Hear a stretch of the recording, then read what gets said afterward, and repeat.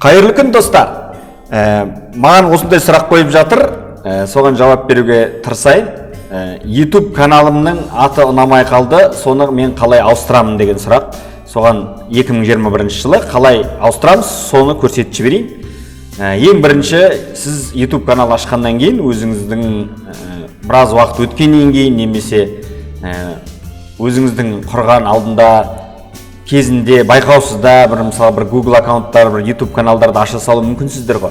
Сол ашқаннан кейін сізге кейіннен ол ұнамау мүмкін. Даже біраз уақыт өткеннен кейін де каналыңызды біраз жерге апарғаннан кейін де атын өзгертуге тура келетін кездер болады. Сол кезде оны қалай жасаймыз?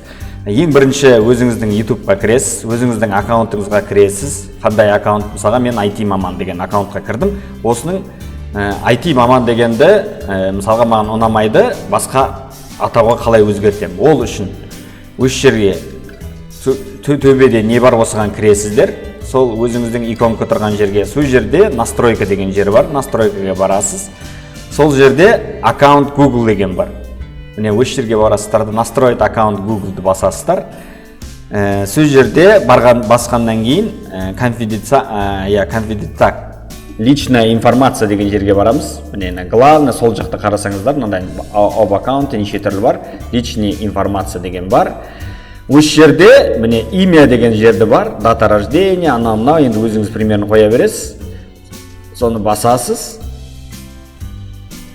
Өз жерде басқаннан кейін өзіңіздің атауыңызды жазасыз. Мысалға имя, фамилия или на жерге бірден имя ғана жазсаңыздар да болады. Қалай өзгерткіңіз келеді? Көріңіздер, мен IT маман деп тұр. Соны на жерге кез келген атты беріп, орысша, қазақша, ағылшынша, латын тілінде өзіңізге ыңғайлы сохранитті басасыздар. Болды, одан кейін на жерге барғаннан кейін уже каналыңыздың аты өзгеріп тұратын болады. Сіздерге ұнады деп ойлаймын. Ұнаса каналымызға міндетті түрде тіркеліп кетуді ұмытпаңыздар. Бізбен бірге болыңыздар. Келесі сабақта кездескенше сау саламатта болайық.